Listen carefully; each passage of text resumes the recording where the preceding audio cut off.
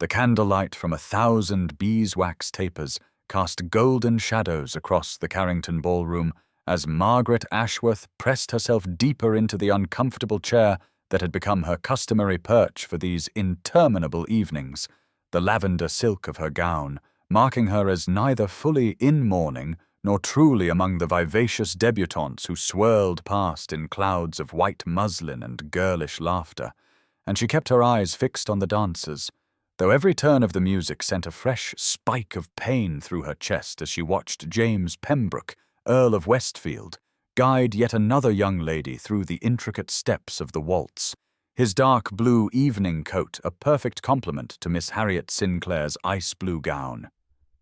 And Margaret noted with the bitter precision of someone who had spent too many evenings observing that this was his 5th dance partner of the evening, each one younger and lovelier than the last, each one gazing up at him with the kind of starry-eyed admiration that Margaret had long ago trained herself not to feel, or at least not to show, because at 28 years old she had accepted her fate as firmly as one accepts the changing of the seasons or the rising of the sun, knowing that earls did not dance with spinsters who had been relegated to the row of chairs reserved for chaperones and companions and maiden aunts, even though she was none of these things, merely a woman who had waited too long and watched too many seasons pass while tending to an ailing mother. And now that Mamma was gone these 6 months, Margaret found herself in this peculiar limbo, too old to be a debutante, too young to completely embrace spinsterhood, too proud to show how much it hurt when the Earl's gaze swept over her as though she were merely another piece of furniture, as invisible as the painted shepherdesses on the wallpaper, and she wondered if he even knew her name, though they had been introduced at least a dozen times over the years at various social functions. But gentlemen like the Earl of Westfield did not trouble themselves to remember the names of women like her, women who wore lavender instead of white, who sat instead of danced, who watched instead of lived, and Margaret felt the familiar tightness in her throat that warned of tears she would not, could not shed here in this glittering ballroom where her younger sister Caroline was even now being led onto the floor by Mr. Philip Ashford for a country dance. Caroline, with her golden curls and rosebud mouth, and 19 years that shone from her like morning sunlight, everything Margaret had never been even in her long-ago youth.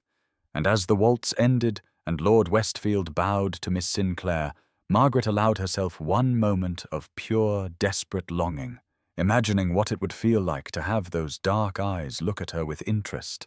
to feel his hand at her waist, to be seen, truly seen, before she folded the feeling away like a letter never meant to be sent, and prepared herself for another 2 hours of silent observation. Now please take a moment and subscribe to our channel and comment where you are watching from and what time is it. It is always fascinating to see where these stories get all around the world. Thank you. The oppressive heat of the ballroom had become too much to bear, and Margaret slipped through the crowd like a ghost, her lavender silk barely stirring the air as she made her way toward the French doors that led to the terrace, a route she had taken so many times before that her feet found the path without conscious thought, past the card tables where elderly matrons gossiped behind their fans, past the refreshment table where young men lingered between dances, past the alcove where debutantes whispered and giggled about their partners, and finally through those blessed doors into the cool April night where Chinese lanterns swayed gently in the breeze, casting colored shadows across the stone balustrade, and she drew in a deep breath of air that smelled of rain and early roses, wrapping her cashmere shawl more tightly around her shoulders as she moved toward her favorite corner, the one partially hidden by a potted orange tree, where she could stand unobserved and let the mask of pleasant indifference slip for just a moment. But as she reached for the balustrade, she heard voices drifting from the other side of the orange tree, Lady Sinclair's distinctive nasal tones cutting through the night air like a blade, saying, "Poor Margaret Ashworth, still haunting these events like a spectre, as if anyone would look twice at her now that she's past her prime. And Mrs. Whitmore's reply came swift and cruel. 28 years old and still unmarried, though I suppose someone must watch over that pretty sister of hers, and who better than a spinster with nothing else to occupy her time? And Margaret's hand froze inches from the stone, her whole body rigid with mortification as Lady Sinclair continued, "Did you see her watching Westfield during the waltz? The poor creature looked positively lovesick, as if an earl would ever notice a faded wallflower in half-mourning." And the laughter that followed felt like physical blows, each titter and snicker driving deeper into Margaret's chest until she could barely breathe, and she was turning to flee back into the ballroom, anywhere to escape the cruel voices, when she collided with something solid and warm, a hand steadying her elbow as she stumbled, and she looked up into the dark eyes of James Pembroke himself, his expression unreadable in the shifting lantern light, and for one horrible moment she wondered how long he had been standing there, whether he too had heard the vicious assessment of her pathetic desires. But then his gaze shifted past her to where the voices still carried on the wind, and something dangerous flickered across his features, his jaw tightening in a way that made him look less like the polished earl who graced London's ballrooms, and more like something altogether more primitive, and Margaret took advantage of his distraction to pull away from his touch, muttering something about needing air. Excuse her, she must return. But his eyes came back to her face, and he said quietly, "They know nothing of worth, Miss Ashworth," and she fled before he could see the tears that threatened to spill, leaving him standing among the Chinese lanterns, with her shawl clutched forgotten in his hand. Margaret barely remembered the hackney ride home, her mind still reeling from the encounter on the terrace as the carriage wheels clattered over cobblestones toward Bruton Street, and she pressed her forehead against the cool window glass, watching the gaslights blur past like fallen stars while the cruel words echoed in her memory. Faded wallflower. Past her prime. Poor creature. Each phrase cutting deeper than the last until she wanted to scream at the unfairness of it all. But instead, she sat in perfect stillness as the carriage turned onto her street, the modest brick townhouse appearing like a haven in the darkness. And she paid the driver with trembling fingers before hurrying through the front door, grateful that Papa would still be at his club and Caroline would remain at the ball for hours yet, leaving her blessedly alone to indulge in the tears she had been holding back since that horrible moment on the terrace. And she climbed the stairs to her room, unpinning her hair as she went, letting the careful curls fall loose around her shoulders. But the confines of her bedchamber felt suddenly suffocating, the walls closing in with all the weight of her 28 years and diminished prospects. So she grabbed her oldest shawl and slipped back downstairs, and out through the morning room into the small walled garden that was her private sanctuary, where climbing roses covered the brick walls and her mother's herbs still grew in neat rows despite 6 months of neglect. And there, beneath the apple tree that Papa had planted the year she was born, Margaret finally let the tears fall, great gulping sobs that shook her whole body as she sank onto the stone bench and buried her face in her hands, crying for the girl she had been at 18 suts, when she had first seen James Pembroke across a ballroom and felt her heart skip, crying for the years spent nursing Mamma through her long illness while her youth slipped away unmarked, crying for the humiliation of being discussed like a piece of furniture that had outlived its usefulness, and most of all, crying for the terrible moment when Lord Westfield had witnessed her shame, had heard her pathetic desires laid bare for mockery,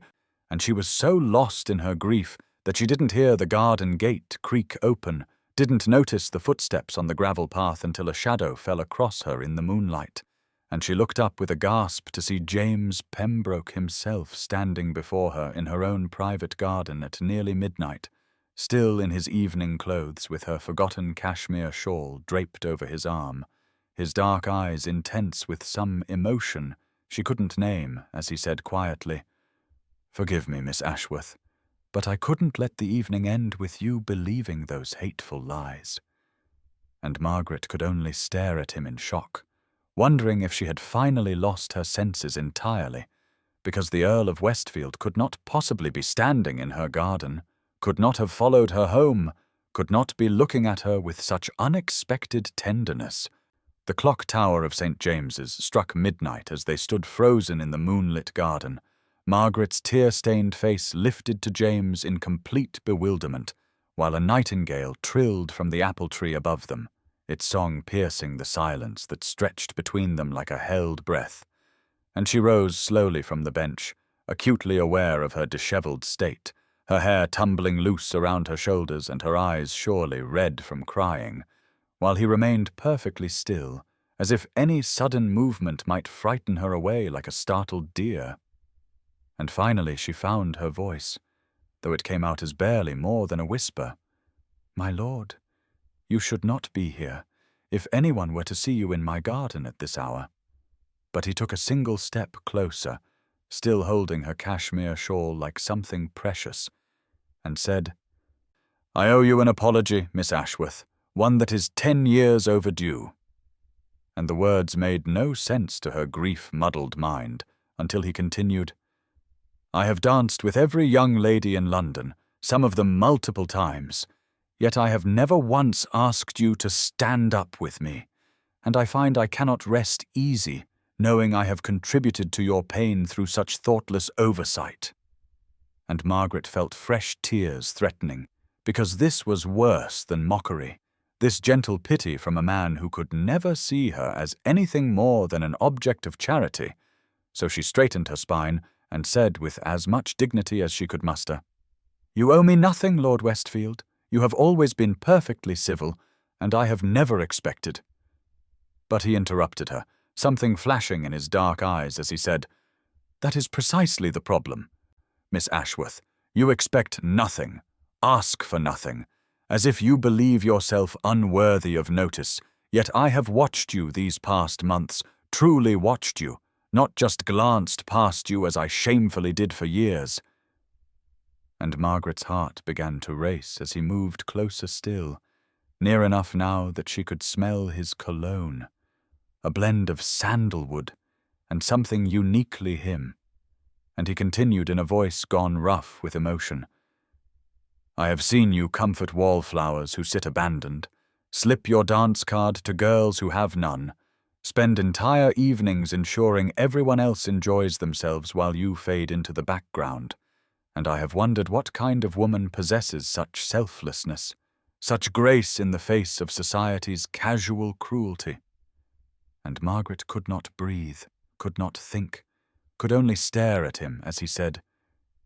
"Tonight when I heard those vipers speaking of you as if you were something pitiable, something past your prime, I wanted to shake them until they understood that they were speaking of a woman worth 10 of their pampered daughters, a woman who has more beauty in her smallest gesture of kindness than they possess in their entire beings." And the nightingale sang on while Margaret's world tilted on its axis, everything she thought she knew about her place in the world, suddenly uncertain in the face of James Pembroke, standing in her midnight garden, speaking words that sounded dangerously close to admiration. Margaret shook her head slowly, still unable to comprehend that this was truly happening, that the Earl of Westfield stood in her garden speaking such impossible words. And she sank back onto the stone bench because her knees would no longer support her, the cool night air carrying the scent of early roses from the trellis, while somewhere in the distance a church bell chimed the half-hour, and she finally managed to whisper, "Please, my lord, you must not say such things out of pity. I could not bear it." But he moved swiftly then, setting her shawl on the bench beside her before dropping to one knee in the damp grass, bringing himself to her eye level. And the sight of the proud Earl of Westfield kneeling before her in her humble garden made her heart stutter in her chest as he said urgently, "This is not pity, Miss Ashworth. I swear to you on my honour it is not pity but something far more dangerous." And when she searched his face in the moonlight, She saw only sincerity burning in those dark eyes that had haunted her dreams for a decade. And he continued, "I thought you preferred watching from the edges. Thought perhaps you found the dancing tedious, as I so often do. And in my arrogance, I never considered that my oversight might cause you pain." And Margaret felt tears sliding down her cheeks again as she admitted, "I learned long ago that hope is a luxury I cannot afford, my lord. When one reaches a certain age and possesses neither beauty nor fortune, one must accept reality, however bitter it tastes." And something fierce flashed across his features as he reached out slowly, giving her time to pull away, and gently caught one of her tears on his fingertip. The touch so tender it made her sob, and he said roughly, "Reality is that I have been a blind fool, Miss Ashworth. Reality is that I have waltzed with empty-headed chits who simper and gossip while you, a woman of genuine worth and substance, sat watching with a dignity that shames us all." And Margaret's breath caught as he shifted closer, still on his knee in the grass, and she could see the silver threads in his dark hair, the faint lines around his eyes that spoke of laughter and worry, making him more human and somehow more dear than the perfect statue of a man she had admired from afar. And he said, "I find myself in the peculiar position of wanting desperately to call upon you properly tomorrow, to sit in your drawing-room and attempt civilized conversation, while what I really want is to rail at the ton for their blindness, to shake sense into every man who passed you by." And Margaret laughed through her tears, a watery sound that made him smile. And she said, "You cannot call upon me, my lord. Think of the talk it would cause. An earl visiting an aging spinster." But his hand found hers where it rested on her lap, his fingers warm and strong as they enclosed her smaller ones. And he said with quiet determination, "Let them talk, Miss Ashworth. I find I no longer care what society whispers, if it means I might have the chance to truly know you. May I call tomorrow at 3? The mantel clock in the drawing-room struck 3 times, each chime seeming to echo through Margaret's very bones as she sat rigidly beside Caroline on the settee, her hands folded so tightly in her lap that her knuckles had gone white beneath her afternoon gloves, while her mother fluttered about, adjusting perfectly adequate flower arrangements, and her father rustled his newspaper with increasing agitation from his chair by the window, the entire family pretending they were not all waiting for something that Margaret was certain would never come to pass, because why would the Earl of Westfield truly call upon her when the morning light surely must have shown him the folly of his midnight garden visit? And she had spent the sleepless hours since convincing herself that exhaustion, and perhaps too much champagne, had led him to make promises he could never intend to keep. Yet still her traitorous heart leaped at every sound from the street below, and Caroline, resplendent in her rose muslin that highlighted her perfect complexion, kept shooting Margaret curious glances while saying, "I cannot imagine why you are so nervous today, Margaret. It is not as if anyone of consequence would call upon you," the words cutting deeper for their casual cruelty, and their mother added absently, "Indeed, we must focus on your prospects, Caroline dear. Lady Pembroke mentioned at the Rutherfords' soirée that she has several eligible nephews arriving for the season." Which made Margaret's stomach twist, because of course James's mother would be steering him toward more suitable matches even now, probably lecturing him about the unsuitability of midnight garden visits to aging spinsters. And then the sound of carriage wheels on cobblestones made everyone freeze, followed by the sharp rap of the knocker that seemed to reverberate through Margaret's chest. And Hopkins, their butler, appeared in the doorway with an expression of barely concealed astonishment as he announced, "The Earl of Westfield!" And there he stood, immaculate in dove-grey morning coat and perfectly tied cravat, his dark eyes finding Margaret's immediately across the room as if she were the only person present, while her father shot to his feet so quickly his newspaper scattered across the carpet, and her mother's hand flew to her throat in shock, and Caroline's pretty mouth fell open in a most unbecoming manner as James crossed the room with purposeful strides, bowing correctly, but his gaze never leaving Margaret's face as he said, "Mr. Ashworth, Mrs. Ashworth, I hope I find you well this afternoon," though his attention clearly remained fixed on their eldest daughter, who could barely breathe for the thundering of her heart. And when he turned to her with a smile that transformed his austere features into something approaching tenderness and said, "Miss Ashworth, I trust you are recovered from last evening's festivities." She could only nod mutely, while Caroline made a small sound of confusion, and their mother hastily ordered Hopkins to bring the best China tea service, the one usually reserved for the vicar's annual visit. And Margaret found her voice enough to whisper, "You came."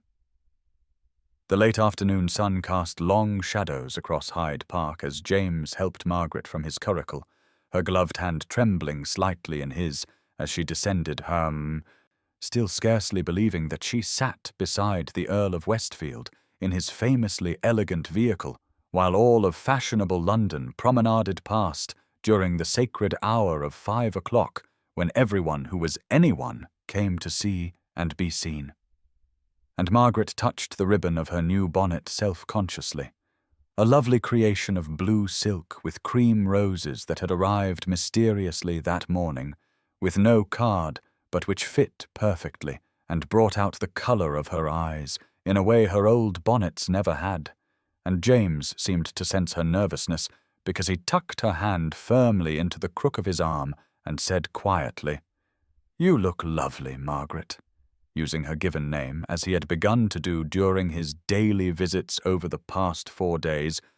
visits that had set the entire household into upheaval and started tongues wagging throughout their modest neighbourhood. And now here they were in full view of the town, his tall figure immaculate in bottle-green coat, while she tried not to notice the turned heads and sudden hushed conversations that followed in their wake. And they had not walked 20 yards before Lady Barrington and her daughter Cecilia approached with predatory smiles, and Lady Barrington cooed,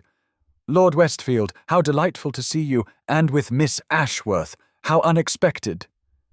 The emphasis on unexpected dripping with barely concealed disdain as her sharp eyes catalogued Margaret's modest pelisse and the small darn nearly invisible on her glove.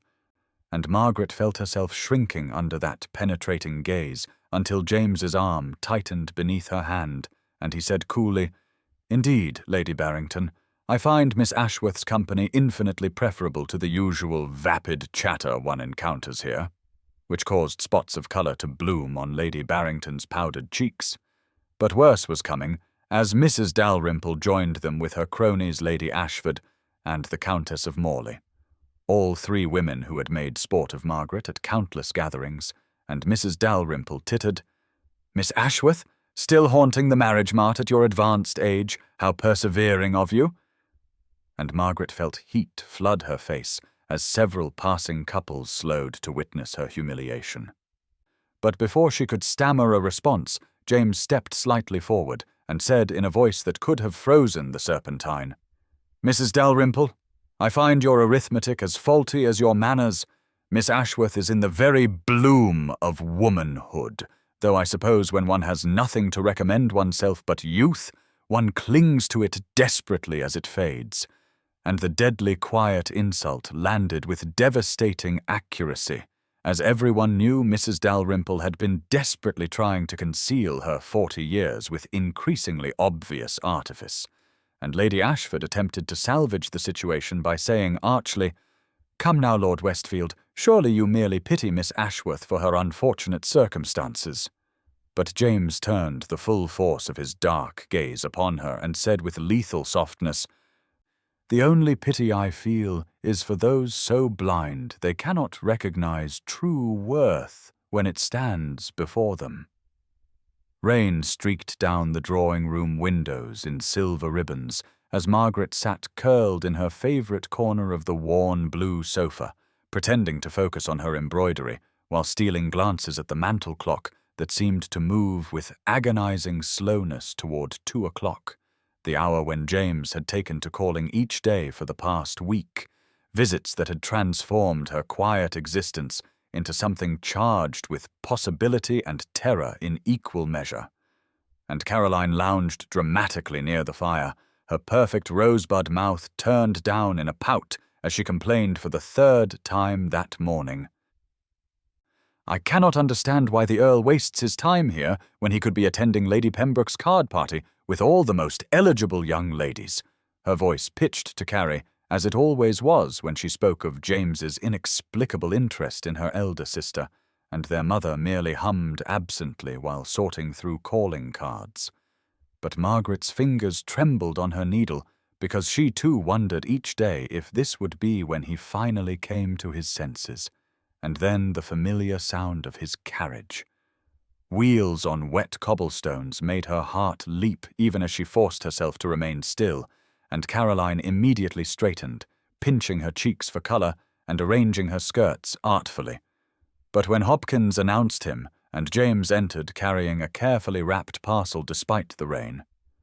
his eyes went directly to Margaret, as they always did, making her feel as if the room had suddenly filled with sunlight, and he bowed to her mother and nodded coolly to Caroline before crossing to Margaret with that particular smile that seemed reserved only for her, saying, "Miss Ashworth, I thought you might enjoy this. I noticed you admiring Lord Byron's work when we passed the bookshop window yesterday." And Margaret's breath caught because she had only glanced at the display for a moment, but he had noticed and remembered, and as he settled into the chair beside her, their mother discreetly withdrew to her correspondence desk, while Caroline's expression soured further, and Margaret unwrapped the parcel with unsteady fingers to reveal not just the Byron, but 3 additional volumes of poetry, including Wordsworth and Coleridge, books she could never afford but had yearned to read, and she whispered, "My lord, this is too much." But he leaned forward and said quietly enough that Caroline could not hear, "Nothing is too much for you, Margaret."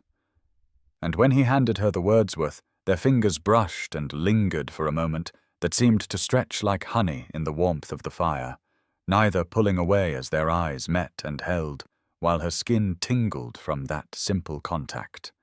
And he said, "Perhaps you would read aloud to me. I find your voice soothing." And she opened to a random page with trembling hands, beginning to read about daffodils dancing in the breeze while the rain continued its steady percussion against the windows, and the fire crackled softly, and James watched her with such focused intensity that she could barely concentrate on the words, his presence beside her both comforting and overwhelming, making her achingly aware that she was falling hopelessly in love with a man she could never truly have. The magnificent ballroom at Pembroke House blazed with the light of 1,000 candles as Margaret stood frozen at the entrance, her heart hammering beneath the exquisite blue silk gown that had arrived that afternoon from Madame Bertrand's exclusive shop, with a note saying only that it had been ordered and paid for. And she knew without asking that James had arranged it all, just as he had arranged for the invitation that had shocked her family when it arrived 3 days prior. And now, here she stood in a gown finer than anything she had ever worn, the celestial blue silk shot through with silver thread that caught the light with every breath. The modest neckline adorned with delicate lace that had been carefully chosen to suit her age and position, and her mother's diamond clips sparkled in her carefully arranged hair, while new white gloves covered her trembling hands, and she could feel the weight of hundreds of eyes upon her as the butler announced her name, the conversations faltering throughout the massive ballroom as society registered her presence at the most exclusive event of the season. And then she saw him, James, resplendent in black evening clothes, already moving toward her with such purpose that the crowd seemed to part before him like the Red Sea, and the orchestra was just striking up the first waltz of the evening as he reached her, bowing formally before her as if she were a princess rather than an aging spinster who had no business at such a gathering. And his voice carried clearly as he said, "Miss Ashworth, would you honor me with this dance?" And the collective intake of breath from the watching crowd was audible as Margaret placed her gloved hand in his, allowing him to lead her onto the dance floor as the Earl of Westfield's chosen partner for the opening waltz, a position usually reserved for the highest-ranking young lady present, and as his hand settled at her waist and they began to move to the music, Margaret felt as if she were floating, her feet somehow knowing the steps despite her racing heart. And James smiled down at her with such warmth that she forgot about Lady Pembroke watching from her throne-like chair with an unreadable expression, forgot about the whispers rippling through the ballroom like waves, forgot about everything except the feeling of being in his arms as they turned and swayed in perfect harmony, and he murmured low enough that only she could hear, "You are breathtaking tonight, Margaret, though no more so than you are every day to me." And tears pricked her eyes because this felt like a dream from which she must surely wake. But his hand at her waist was solid and real, his dark eyes never leaving her face as they danced, making her feel like the only woman in the room, despite the 300 guests watching their every move. And when the dance ended, he kept her hand in his, tucking it possessively into his arm as he led her from the floor while the room erupted in frantic whispers. The ballroom seemed to pulse with a new energy as Margaret stood beside James,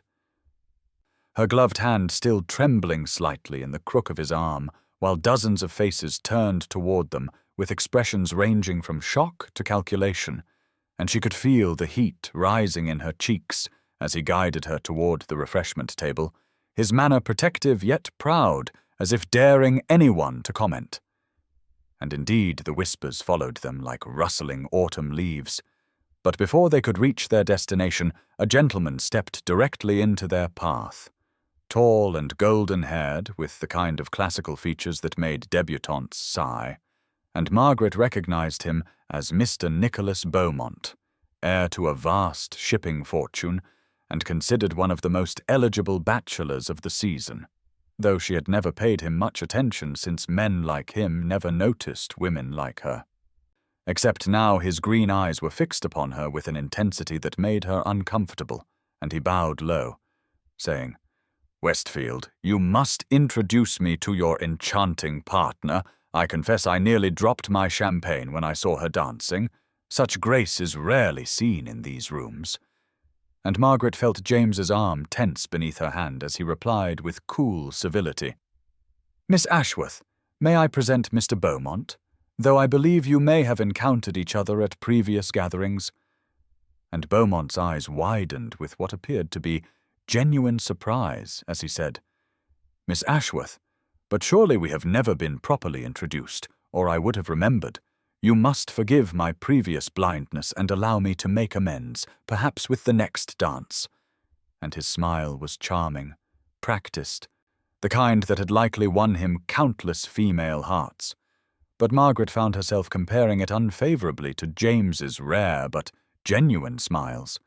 and before she could form a polite refusal, James intervened smoothly. "I fear Miss Ashworth's card is quite full this evening, Beaumont. Perhaps another time," his tone brooking no argument, and Beaumont's eyes sharpened with interest at this obvious claim-staking, glancing between them with dawning comprehension before saying, "I see. Well, I shall simply have to call upon Miss Ashworth at home then, now that I know what I have been missing all these years." And with another bow he withdrew, but Margaret could feel him watching them as James led her firmly away, and she whispered, "You did not have to do that. I could have refused him myself." But James paused near the French doors leading to the conservatory, turning to face her with an expression she had never seen before, something fierce and possessive flickering in his dark eyes as he said quietly, "Could you not see how he looked at you, Margaret, as if you were a prize he had just noticed on a shelf? And I will not stand by while such men suddenly discover what I have known from the beginning." And the intensity in his voice made her breath catch as he continued, "You are not some overlooked treasure for them to claim now that I have shown them your worth. You are—" But he stopped himself, jaw clenching as if physically holding back words, and instead he guided her through the French doors into the humid warmth of the conservatory, where exotic palms and flowering plants created a jungle of green shadows and sweet perfumes.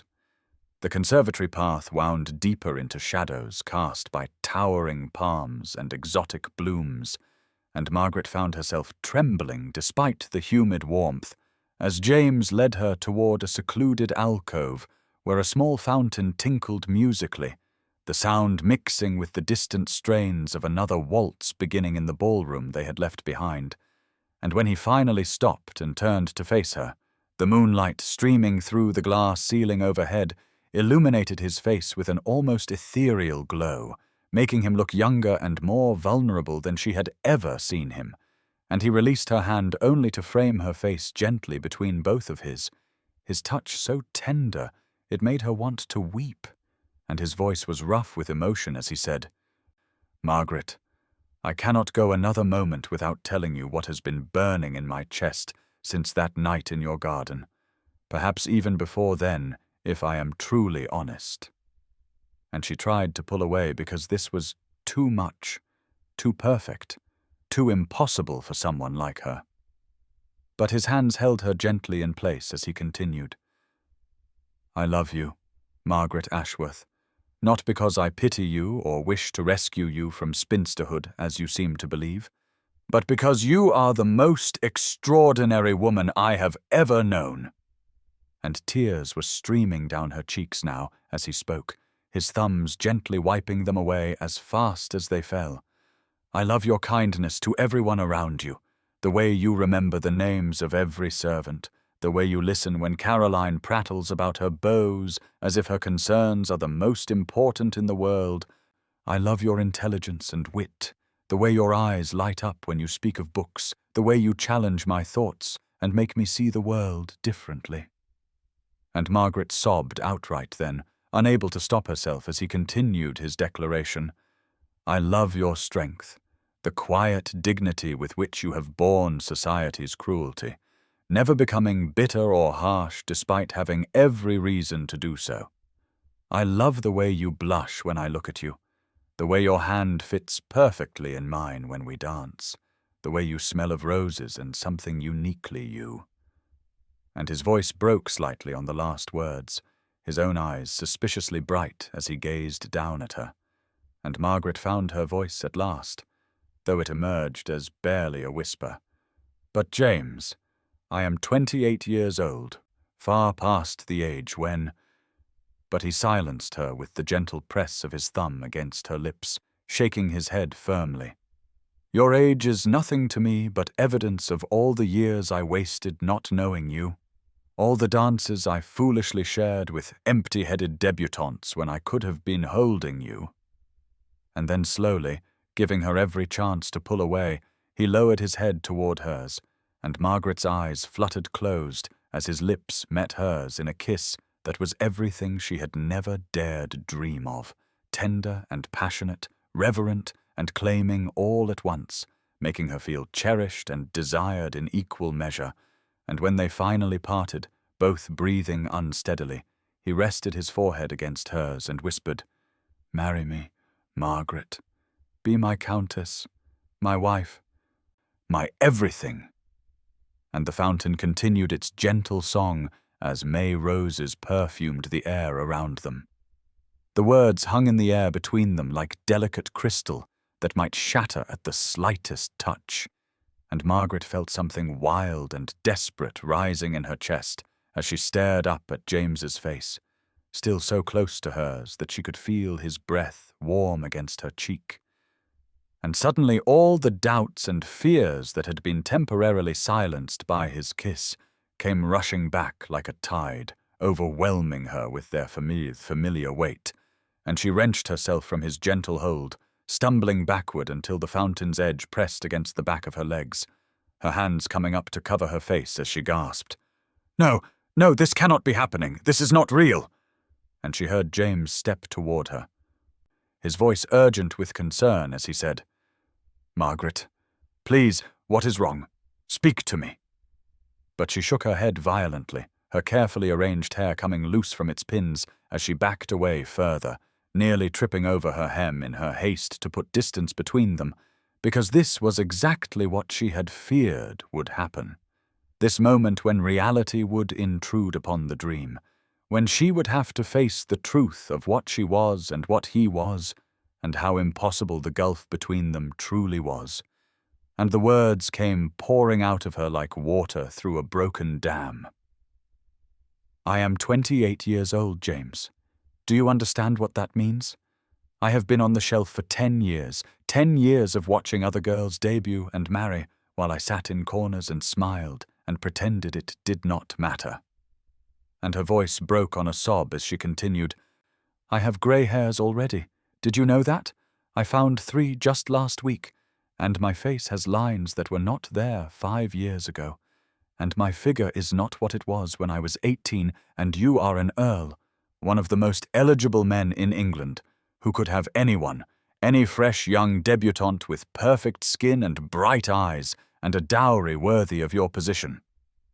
And James tried to interrupt, but she would not let him. The words she had never spoken aloud to anyone, tumbling over each other in their haste to be heard. "Do you know what they call me? Your world? They call me the Ashworth antique, the perpetual spinster. Poor, plain Margaret, who could not catch a husband even with her pretty sister as bait. And you want me to believe that you, the Earl of Westfield, who has never looked at me twice in all these years, suddenly loves me after a few weeks of conversation. It is too cruel, James, too cruel to offer me everything I ever dreamed of, knowing it cannot last, knowing that someday you will wake and wonder what madness possessed you to chain yourself to a faded woman when you could have had your pick of the season's diamonds." And she was openly weeping now, her face a mess of tears and misery as she backed toward the conservatory doors, desperate to flee before he could say the words that would either break her heart with their falsehood or destroy her with their temporary truth. But James moved faster than she anticipated, catching her gently but firmly by the shoulders, his own face fierce with an emotion she could not name as he held her still, his dark eyes blazing as he prepared to speak. The morning sun streamed through the tall windows of the Ashworth townhouse on Bruton Street, casting long shadows across the worn Turkish carpet in the front parlour where Margaret sat with her embroidery, though her hands had been still for the past hour as she stared unseeing at the half-finished rosebud, her mind replaying the events of the previous evening over and over until she could no longer distinguish between what had actually happened and what she must surely have imagined, for how could the Earl of Westfield have kissed her in his mother's conservatory and asked her to marry him? How could such a thing be real when she had awakened in her narrow bed, as she had every morning for the past 10 years, still Miss Margaret Ashworth, still the spinster daughter who helped with the household accounts and ensured cook ordered the groceries within their modest budget, and she had almost convinced herself it had been some fevered dream brought on by too much champagne when she heard the knocker sound firmly against the front door, making her heart leap so violently she pricked her finger with the needle, watching a bright bead of blood well up as she heard their butler Harrison's measured tread in the hallway, followed by a deep voice that made her stomach turn over.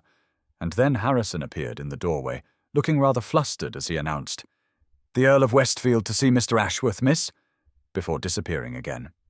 And Margaret felt all the blood drain from her face as she heard her father emerge from his study,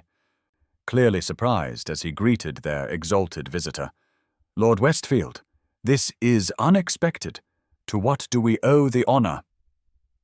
And James's voice was formal but determined as he replied, "Mr. Ashworth,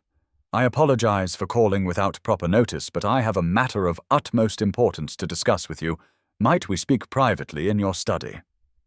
And Margaret's hands began to tremble as she heard her father's bewildered agreement, and the sound of the study door closing behind them, and she was so focused on straining to hear what might be happening behind that closed door that she did not notice Caroline gliding into the parlour until her sister spoke sharply. "Margaret, what is the Earl of Westfield doing closeted with Papa? He barely noticed me when I passed him in the hall. which is extremely vexing as I wore my new morning dress specifically because Mary Pemberton mentioned he often rides in the park at this hour. And Margaret could only shake her head mutely, unable to form words as Caroline continued her complaints. It is probably some tedious business matter, though what business an earl could have with Papa I cannot imagine, unless, oh Margaret, do you think he might be interested in investing in Papa's railway scheme? But before Margaret could respond, they heard the study door open and their father's voice, sounding rather strangled, calling out, "Margaret, my dear, would you join us, please?" And Margaret rose on unsteady legs. Aware of Caroline's curious gaze following her as she made her way to the study where she found her father standing behind his desk, looking completely bewildered, while James stood by the window, his face unreadable, but his dark eyes intent upon her the moment she entered. "Margaret, would you accompany me to the morning room?" James said quietly, his dark eyes never leaving her face as she stood frozen in the doorway of her father's study, and she could only nod mutely, aware of her father clearing his throat behind his desk as James offered her his arm with the same formality he might have shown at a state dinner, though she could feel the slight tremor in his muscles that betrayed his own nervousness as they walked the short distance down the hall to the small, sunny room where the family took their breakfast. The yellow walls seeming almost too bright for the magnitude of what was happening, as James closed the door carefully behind them and turned to face her, and she found herself backing away until her legs hit the edge of the worn brocade settee, sinking down onto it because her knees would no longer support her as he moved to stand before the windows, the late morning light casting his profile into sharp relief as he seemed to gather his thoughts. And when he finally spoke, his voice was low and intense. "Your father has given his consent, Margaret, though I believe I may have shocked him considerably by declaring my intentions so boldly. But I could not wait another day, another hour, to make you understand that what I said last night was not some temporary madness or cruel game." And he turned to face her fully, reaching into his waistcoat pocket to withdraw a small velvet box that made her heart stop entirely as he continued. "This was my grandmother's ring. She wore it for 50 years of the happiest marriage the Tun had ever seen, and she told me before she died that I should give it only to a woman who would love me for myself and not for my title or fortune, a woman of intelligence and kindness and quiet strength." And he moved toward her slowly, as if approaching a wild deer that might bolt at any moment, sinking to one knee before her as her hands flew to her mouth, tears already blurring her vision as he opened the box to reveal a sapphire surrounded by diamonds that caught the morning light like captured stars. "Margaret Ashworth, I know you doubt me, doubt yourself, doubt the very possibility of happiness, but I am asking you to take a leap of faith with me, to believe that what I feel for you is real and lasting and worth defying every convention of our world." And his voice broke slightly as he continued. "You spoke last night of your grey hairs and lines and faded youth as if they were flaws, but I see a woman who has lived and learned and grown wise, who treats servants with the same courtesy as dukes, who remembers the names of wallflowers and makes them feel seen, who reads poetry not to appear accomplished, but because she genuinely loves the beauty of words." And he reached for her trembling hand, his own not quite steady as he held the ring poised at the tip of her finger. "Marry me, Margaret, not because I am an earl, or because society expects it, but because I cannot imagine facing another day without knowing you will be there to share it with me, because your smile is the first thing I want to see each morning, and your voice the last thing I want to hear each night, because you have made me understand what it means to truly know another person's soul." And Margaret felt the last of her defenses crumble as she looked into his eyes and saw nothing but sincerity and love and a vulnerability that matched her own, and through her tears she whispered simply, Yes, James, yes. The morning of May 15th dawned clear and bright over London, with a soft breeze carrying the scent of blooming hawthorn through the open windows of the modest room where Margaret Ashworth stood before her looking-glass, scarcely able to believe that the woman reflected there in ivory silk and her mother's pearl drops was truly herself, while her sister Caroline fussed with the arrangement of white roses and lavender in her bouquet, having overcome her initial jealousy to embrace her role as bridesmaid with enthusiasm once she realized the social advantages of being sister to a countess, and their father paced nervously in the hallway, checking his pocket watch every few minutes, though they were in no danger of being late, the carriage already waiting outside to convey them the short distance to St. Courtship. Dressage's Hanover Square, where half of London society had gathered, drawn by curiosity and scandal to witness the union of the Earl of Westfield to a woman most of them had never noticed existed until 2 weeks prior, when the announcement in the Morning Post had sent shockwaves through every drawing-room in Mayfair, prompting heated debates about whether the Earl had lost his senses or been trapped by some scheming adventuress, though those who had witnessed James's devotion during their brief engagement could hardly maintain such theories in the face of his obvious besottedness. And now, as Margaret entered the church on her father's arm, she was aware of hundreds of eyes upon her, searching for signs of whatever spell she had cast over one of society's most eligible bachelors. But she had eyes only for James, standing at the altar in his dark blue coat, the same shade he had worn that first night when she watched him waltz with everyone but her, though now his gaze was fixed solely upon her with such naked adoration that several matrons were heard to murmur that perhaps they had misjudged the situation. And as she reached his side, and he took her hand in his, she felt the trembling in his fingers that matched her own, both of them overwhelmed by the magnitude of this moment that had seemed so impossible just 1 month ago. And when the bishop began the familiar words of the ceremony, Margaret found herself remembering all those weddings she had attended as a guest, standing at the back with the other spinsters and widows, watching younger women make their vows, while she smiled and wished them well and tried not to think about her own fading dreams. But now it was her voice joining with James's. To speak those ancient promises, her hand he slipped the gold band upon. Her lips he was permitted to brush with his own, as the bishop pronounced them man and wife, and the gasp that went through the congregation at the tender way he cupped her face and whispered, "My darling Margaret," against her mouth was audible even over the pealing of the bells as they turned to face society as the Earl and Countess of Westfield,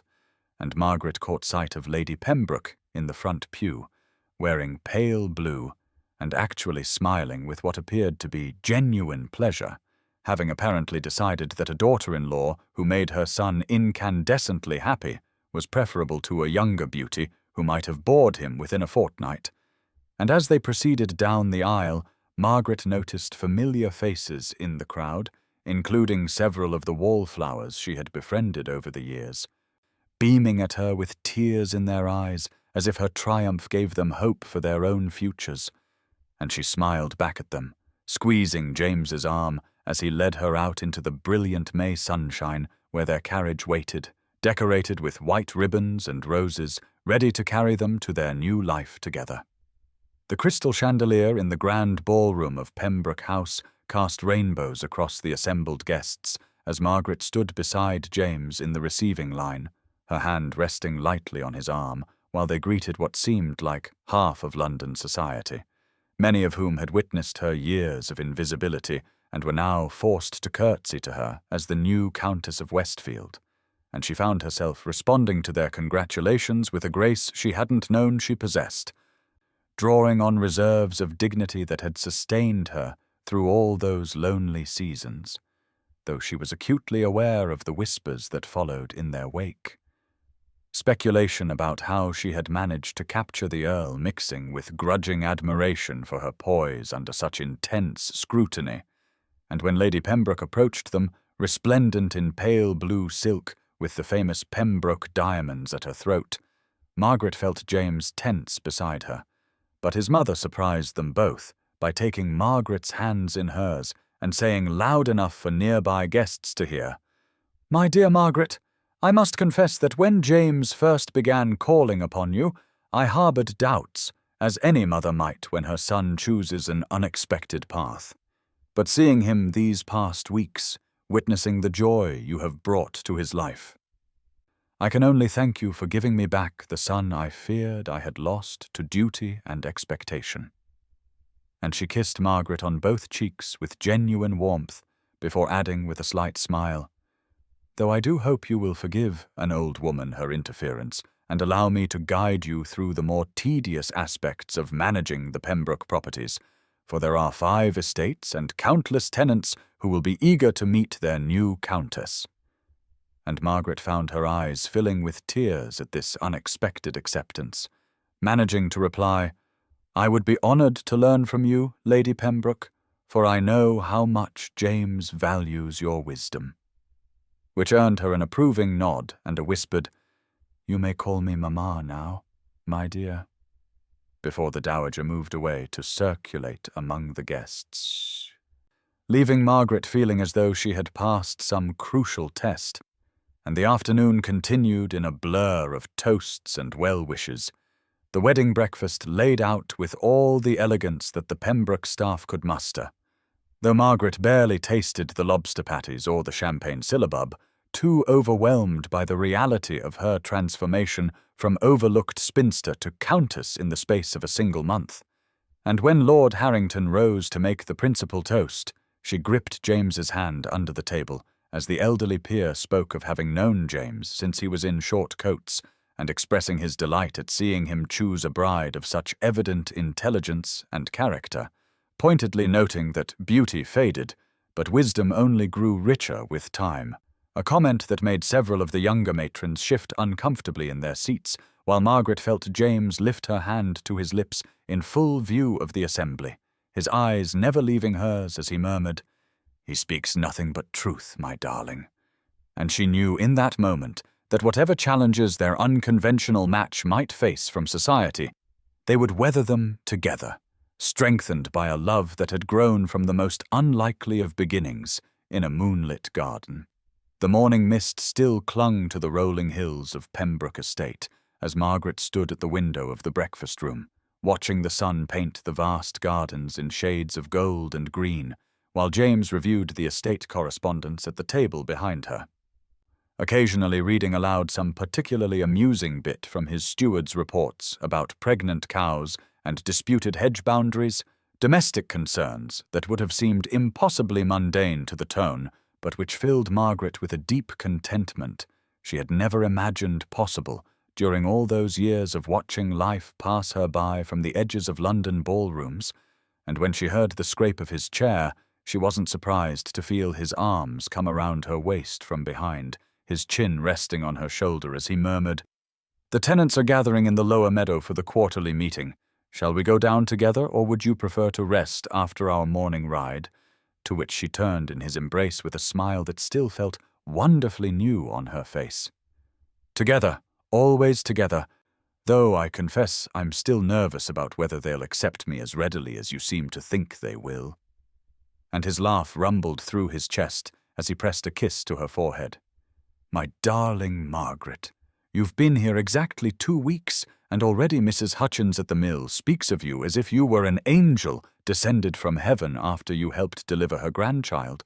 and old Mr. Thornton nearly wept when you knew exactly which tonic to recommend for his wife's rheumatism. They see what I've always seen. Your genuine care for others that has nothing to do with rank or consequence." And as they walked hand in hand through the portrait gallery toward the main doors, Margaret caught sight of her reflection in one of the gilt mirrors and barely recognized the confident woman in the simple morning dress of blue muslin, her hair arranged in a softer style than the severe knots of her spinster days, her complexion glowing with happiness and fresh air rather than the pallor of too many evenings spent in overheated ballrooms watching others dance. And when they emerged onto the gravelled drive, where the gig waited to convey them to the meeting, she saw the head groom's approving nod at how naturally she had taken to driving about the estate, no longer the timid creature who had once believed herself suited only for the shadows. And as they drove through the gates and down the lane bordered by ancient oaks, James pointed out various landmarks and told her stories of his boyhood adventures, his voice warm with love for this land that was now theirs to share and protect. And when they reached the meadow where nearly 100 tenant families had assembled, Margaret felt only a momentary flutter of the old anxiety before reminding herself that she was no longer Miss Ashworth, the overlooked spinster, but the Countess of Westfield, chosen by James not despite her age and supposed plainness, but because of all the qualities that society had been too blind to value.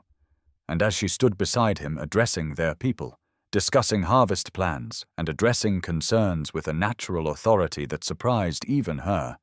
she realized that every lonely year, every dance she had sat out, every pitying glance she had endured had been preparing her for this moment when she would finally step into the life she was meant to live. The December snow swirled outside the frost-etched windows of the Harrington ballroom as Margaret stood beside James near the entrance, her hand resting protectively over the gentle swell of her belly where their child grew, the emerald green silk of her gown chosen specifically to complement her newfound radiance and draw attention to her changed state, a far cry from the lavender half-mourning she had worn to this very same ballroom just 8 months ago when she had sat invisible among the wallflowers. And now she watched with quiet amusement as the same matrons who had once dismissed her as hopelessly on the shelf now approached with eager smiles and congratulations,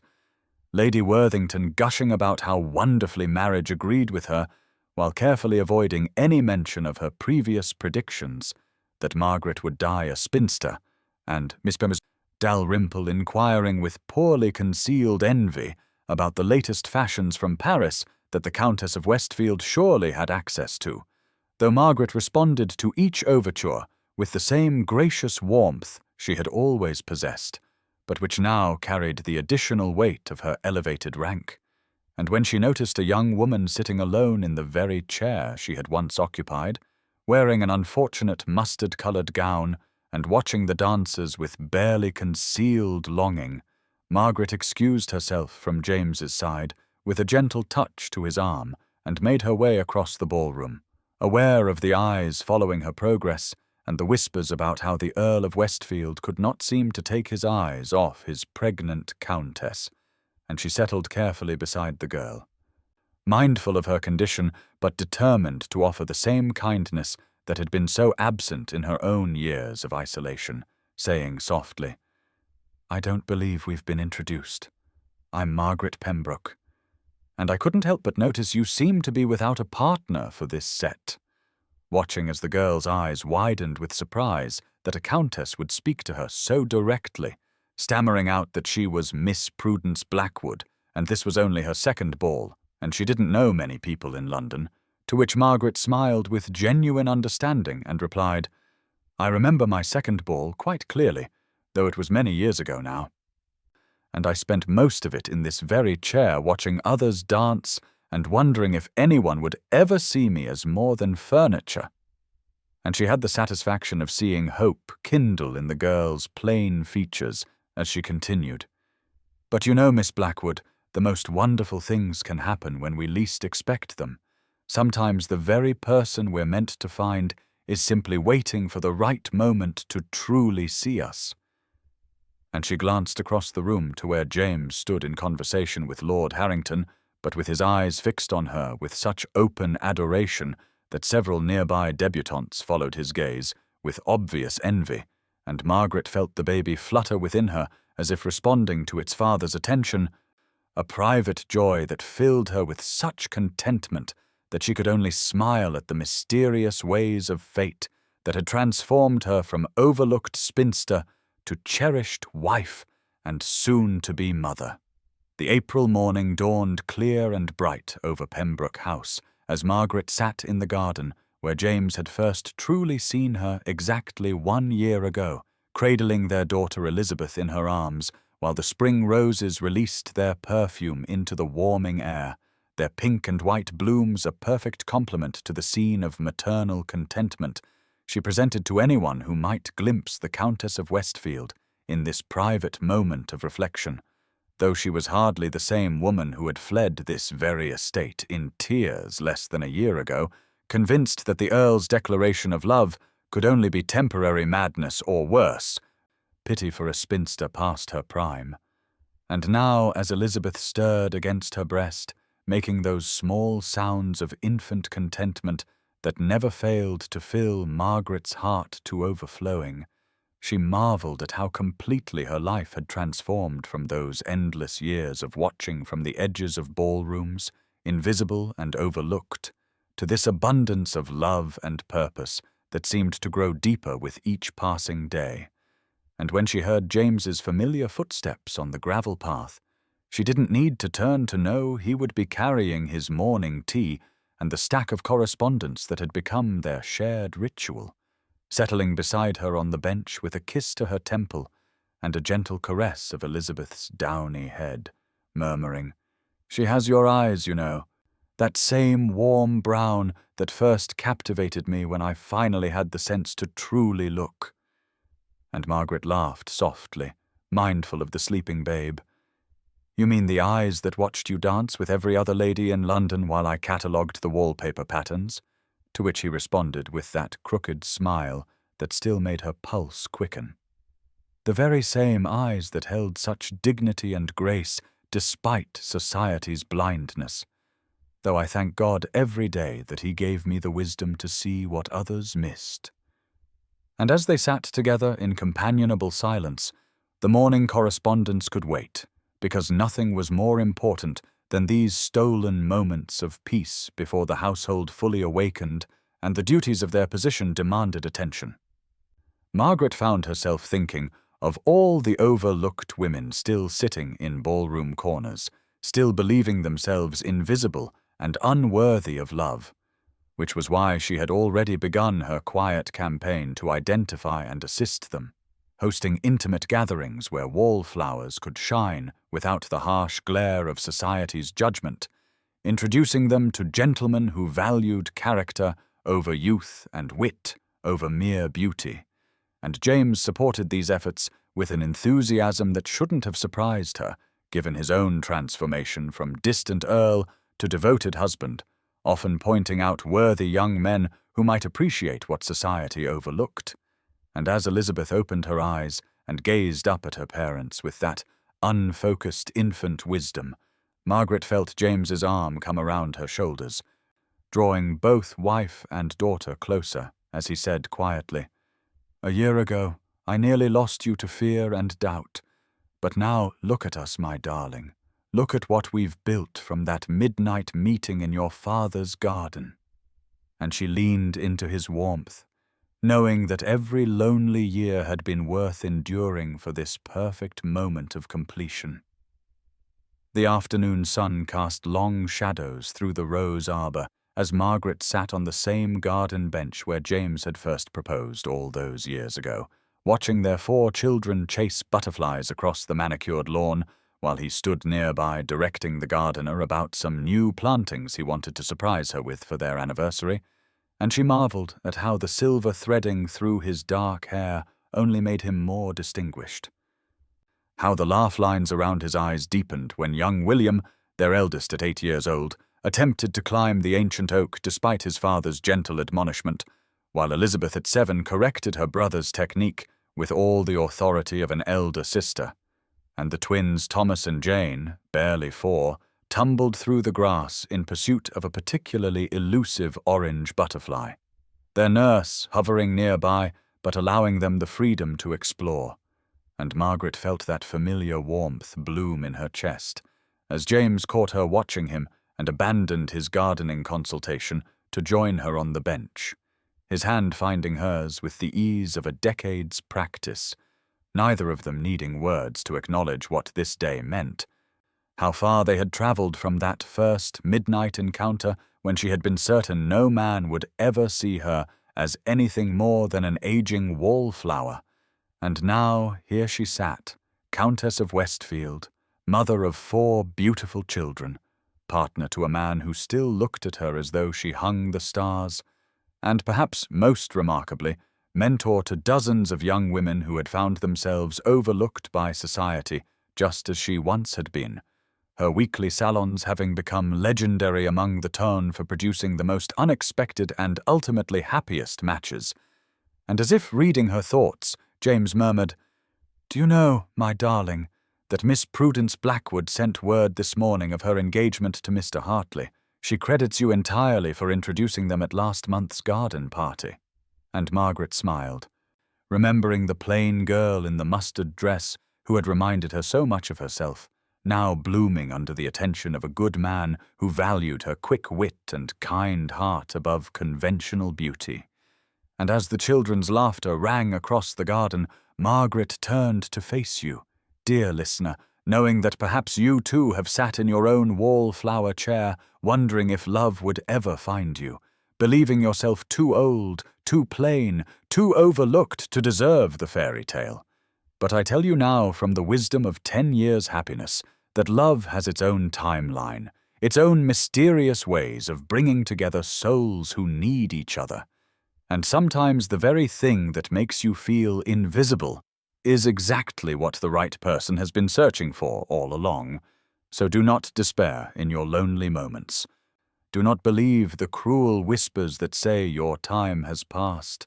For somewhere there may be an earl waiting to dance with every debutante but you, only to realize that you were the one he was meant to find all along.